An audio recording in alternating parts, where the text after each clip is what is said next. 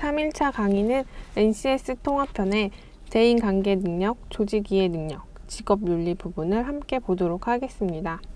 대인관계 능력이나 조직이해 능력, 직업윤리 영역에서 출제되는 문제의 비중은 그리 높지 않으나 실제 직장 생활을 유지하는 데 있어 많은 도움이 되며 모든 직업인에게 중요한 영역이라고 볼 수 있습니다.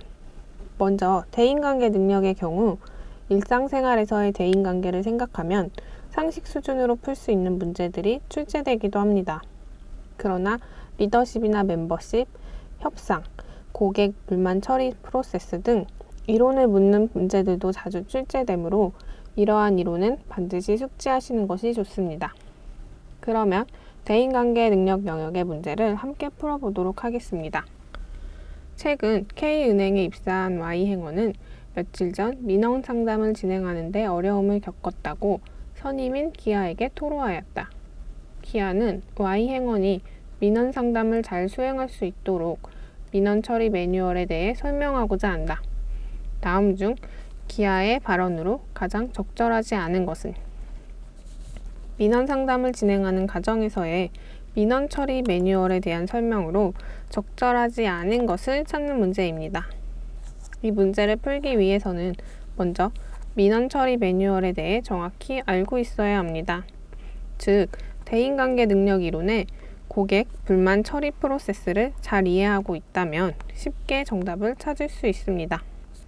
그러면 문제의 바탕이 되는 고객 불만 처리 프로세스에 대해 함께 알아보도록 하겠습니다.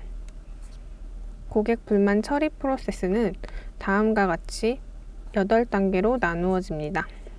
먼저 첫 번째는 경청의 단계로 고객의 항의를 경청하고 끝까지 들어야 합니다. 이때 자신의 선입견을 버리고 문제를 파악해야 합니다. 다음 감사와 공감 표시 단계에서는 고객에게 시간을 내서 해결의 기회를 준 것에 감사를 표시하고 고객의 항의에 대한 공감을 표시합니다. 다음 사과의 단계에서는 고객이 이야기하는 문제점에 대해 인정하고 잘못된 부분에 대해 사과합니다. 그 후 해결 약속 단계에서는 고객이 불만을 느낀 상황에 대해 관심과 공감을 보이면서 문제의 빠른 해결을 약속합니다. 다음은 문제 해결을 위한 정보를 파악하는 정보 파악 단계로 해결에 꼭 필요한 질문만 하여 정보를 얻어야 합니다. 만약 최선의 해결 방법을 찾기 어렵다면 고객에게 어떻게 해주면 만족스러운지를 물어야 합니다. 다음으로 잘못된 부분을 신속하게 시정하는 신속 처리 단계를 거쳐 처리 확인과 사과의 단계에서는 고객의 불만을 처리한 후 고객에게 처리 결과에 대해 만족하는지를 묻습니다. 마지막으로 피드백 단계에서는 고객의 불만 사례를 회사 및 전 직원에게 알려 다시는 동일한 문제가 발생하지 않도록 합니다.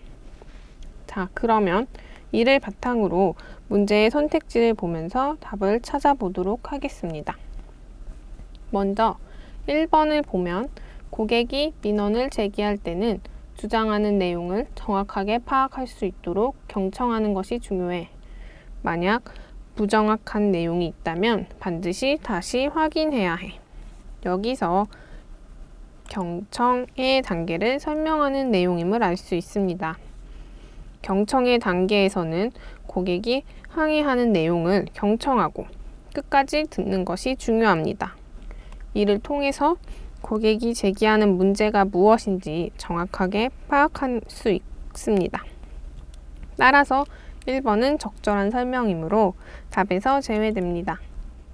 다음 2번을 보면 사실은 확인한 민원에 대해서는 적절한 해결책이 무엇인지 모색하여야 하는데 만약 은행의 과실에 대한 것이라면 이를 인정하고 먼저 사과해야 해. 여기서 사과의 단계를 설명하고 있음을 알 수 있네요. 앞서 이야기했듯이 사과의 단계에서는 고객이 이야기하는 문제점에 대해 인정하고 잘못된 부분에 대해서 사과해야 합니다. 따라서 2번도 적절한 설명이므로 답에서 제외됩니다. 다음 3번. 적절한 해결책이 있다면 고객에게 제시하여 해결하도록 하고 향후 반복적인 문제가 발생하지 않도록 개인 업무 노트에 기록해두고 수시로 확인하는 것이 중요해. 잘못된 부분을 해결한 뒤에 행동에 대한 이야기이므로 마지막 단계에 피드백 단계를 설명하는 것임을 알 수 있습니다. 피드백 단계에서는 이후 반복적인 문제가 발생하지 않도록 개인 업무 노트에 기록해 두는 것보다 고객의 불만 사례를 회사 및 전 직원에게 알려 교육이 될 수 있도록 하는 것이 더 적절합니다. 즉, 개인이 아닌 전 직원에게 알리는 것이 더 적절하므로 정답은 3번이 되겠습니다. 나머지 4번, 5번 선택지도 확인해 보도록 하겠습니다.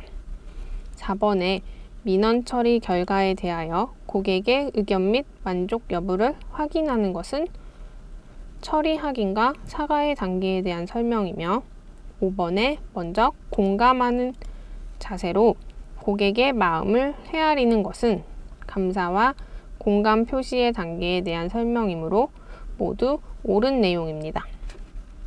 이처럼 고객 불만 처리 프로세스 과정을 정확히 파악하고 있었다면 이번 문제의 답은 쉽게 찾아낼 수 있었을 것입니다. 자주 출제되는 이론은 반드시 한 번씩 정리하면서 숙지해 두어야 합니다. 다음은 조직 이해 능력 영역의 문제를 보도록 하겠습니다.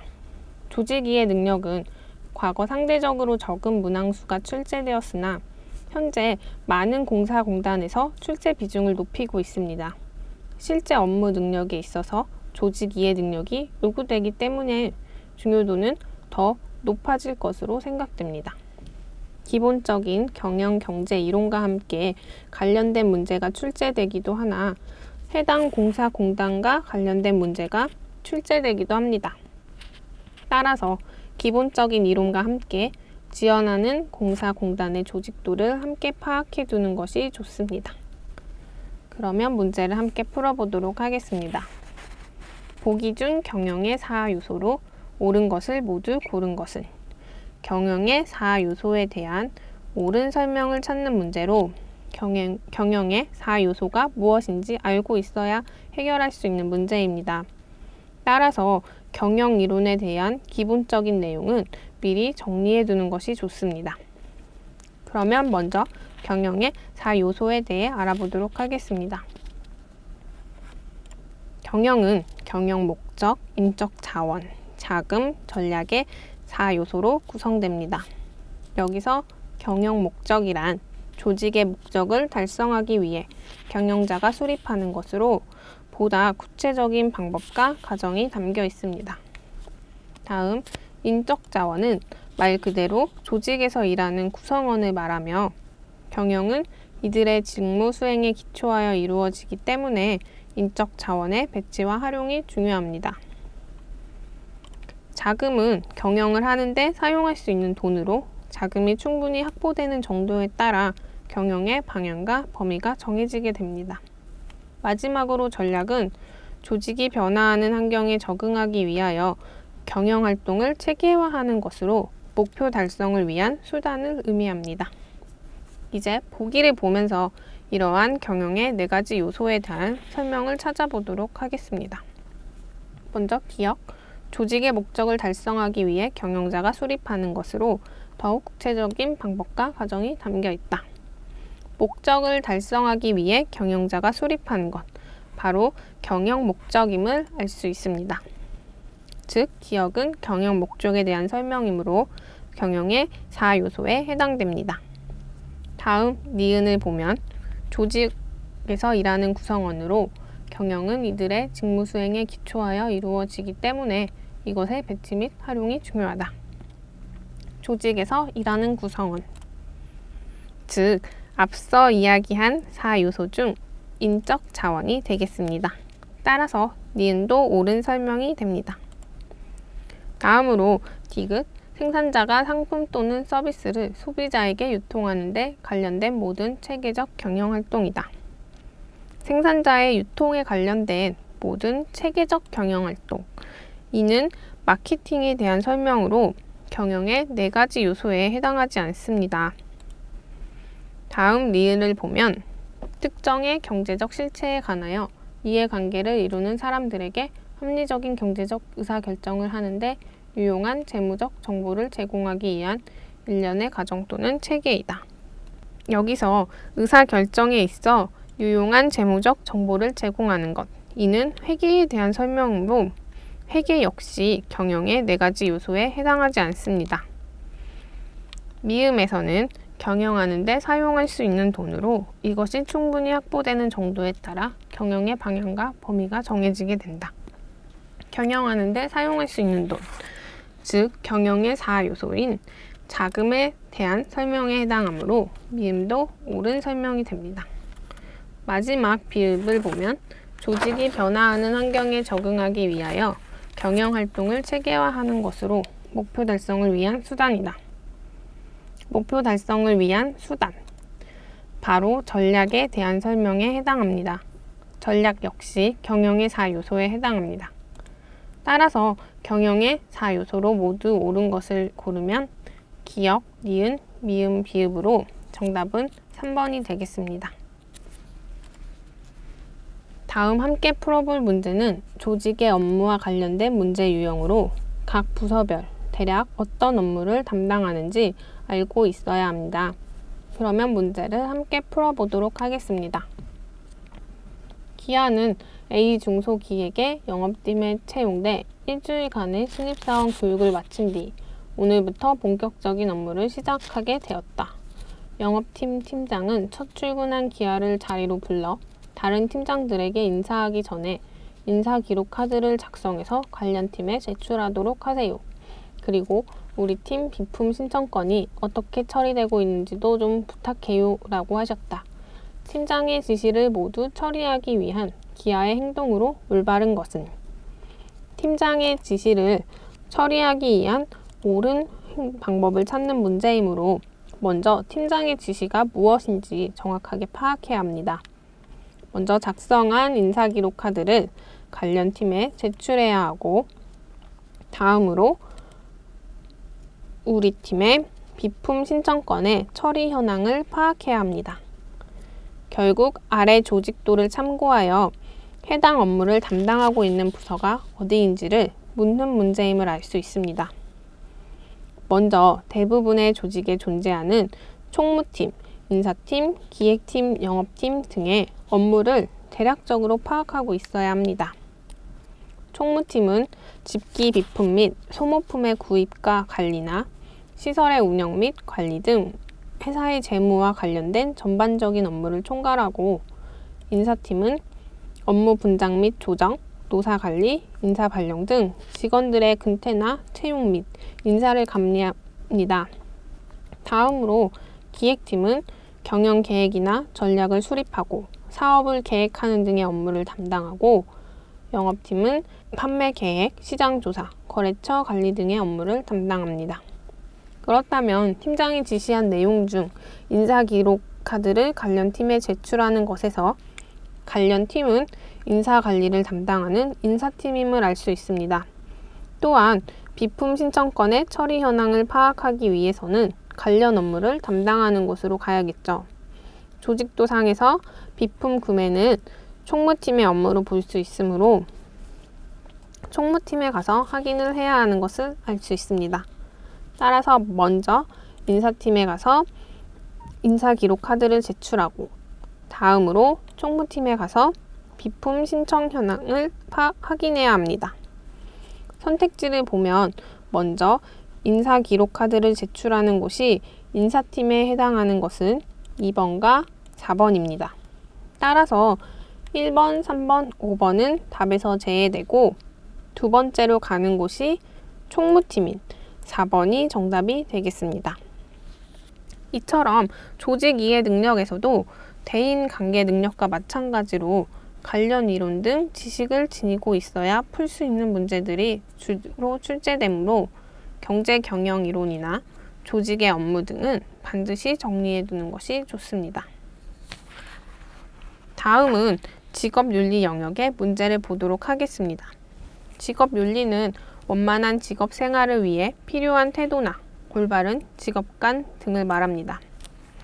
필기시험뿐만 아니라 자기소개서나 면접에서 꼭 필요한 항목이므로 학습을 통해서 직업에 대한 본인의 가치관을 세워두는 것도 좋은 준비 자세라고 생각됩니다.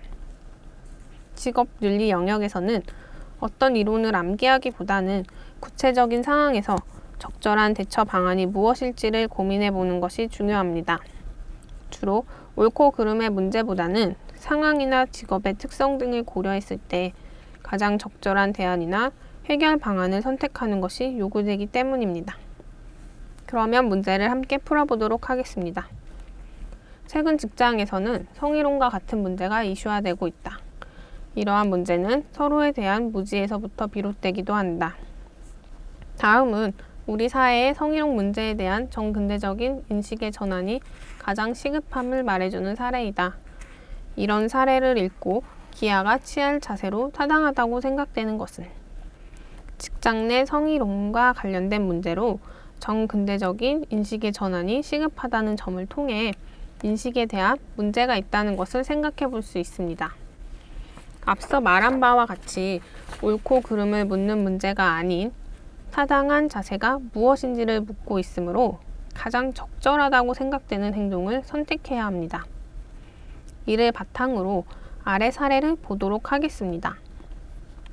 땡땡 회사의 A 부장은 일을 잘한다고 여직원들을 칭찬할 때 그들의 엉덩이를 툭툭 친다거나 머리를 쓰다듬는 방식을 취한다.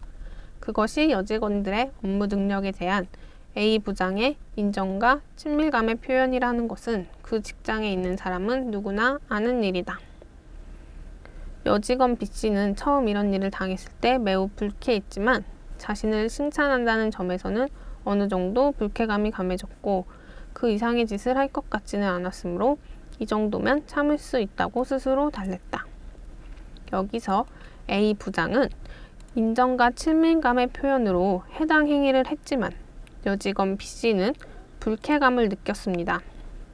성희롱은 친밀감의 표시 또는 전혀 성적인 의도 없이 한 행동이었다라도 상대방이 성적 수치심이나 굴욕감을 느꼈느냐 아니냐를 기준으로 삼습니다.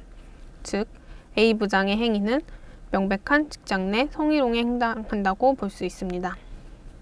그러면 아래 선택지에서 가장 적절한 답을 찾아보면 정답은 A 부장에게 성희롱에 대한 인식을 환기시키고 다시는 재발하지 않도록 한다는 3번이 되겠습니다. 사실 문제에서 주어진 조건을 고려하지 않는다면 자의적인 판단으로는 4번을 정답이라고 생각할 수 있습니다. 하지만 앞서 말했듯이 구체적인 상황 등을 고려했을 때 가장 적절한 대안을 선택해야 합니다. 이미 문제에서 정근대적인 인식의 전환이 시급하다고 이야기해 주었으며 사례에서도 A 부장에게 성희롱의 목적이 없다는 사실을 전 직원이 알고 있는 상황을 전제하고 있습니다.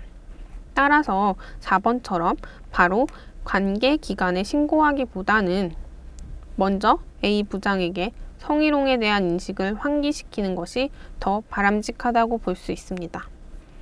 실제 직장에서 이러한 일이 일어난다면 먼저 직장 선배나 동료에게 조언을 구하고 내부 기관에 도움을 요청하는 것이 좋습니다. 직장 내 성희롱과 관련된 문제는 간혹 출제되고 있으므로 관련법이나 지식을 알아두는 것이 좋습니다. 특히 최근에는 직장 내 괴롭힘 금지법이 시행됨에 따라 실제 시험에서 관련 문제들이 출제되고 있습니다. 따라서 직장 내 괴롭힘에 해당할 수 있는 사례와 함께 처리 방안 등도 정리해 두어야 합니다.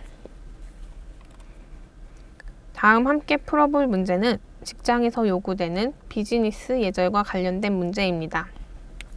직장 내에서 지켜야 할 예절에 대해 모두 암기하기보다는 관련 예절을 한 번씩 읽어보면서 일반 윤리와 다른 점이 무엇인지 파악해보는 것이 좋습니다. 그러면 문제를 함께 풀어보도록 하겠습니다. 기아의 회사는 조직 혁신 차원에서 전 임직원을 상대로 비즈니스 예절 교육을 실시했다. 교육 후 기아가 가진 생각으로 적절하지 않은 것은 비즈니스 예절에 대해 적절하지 않은 설명을 고르는 문제이므로 아래 선택지를 보면서 답을 찾아보도록 하겠습니다. 1번 선택지는 전화 예절에 대한 설명입니다. 부재 중인 다른 직원의 전화를 받았을 때는 대신 받은 이유를 밝히고 연락처, 전화를 건 사람의 이름, 용무 등을 메모해 직원에게 알려준다. 전화를 대신 받았을 때는 먼저 자신의 이름을 밝히고 대신 받은 이유를 전하고 상대방을 확인하여 메모를 남겨두는 것이 좋습니다. 따라서 1번은 바른 전화 예절이므로 제외됩니다. 다음 2번 선택지는 명함을 주고받을 때 예절에 대한 설명입니다. 명함을 줄 때는 상대방이 보기 쉽도록 방향을 돌려서 건네주고 명함을 받을 때는 두 손으로 받고 명함의 내용을 한번 읽어본다. 이는 명함 교환 예절로 옳은 설명에 해당합니다. 이 밖에도 명함을 줄 때는 두 손으로 건네고 명함을 받을 때도 두 손으로 받아야 합니다. 2번도 답에서 제외됩니다. 다음 3번 역시 명함과 관련된 예절에 대한 설명입니다. 받은 명함의 중요한 내용을 메모하면서 대화를 나눈다. 명함을 받았을 때는 명함을 살핀 후 명함에 관해서 한두 마디 대화를 나누는 것이 좋습니다. 그러나 명함을 구기거나 명함에 낙서하는 것은 예의에 어긋난 행동입니다. 따라서 정답은 3번이 되겠습니다. 나머지 4번, 5번 보기도 확인해 보겠습니다. 4번은 전화 예절로 전화는 가급적 근무 시간 내에 걸어야 하며 출근 직후나 퇴근 직전 등의 시간은 피하는 것이 좋습니다. 5번은 소개 예절로 소개의 순서는 서열과 직위를 고려해야 합니다.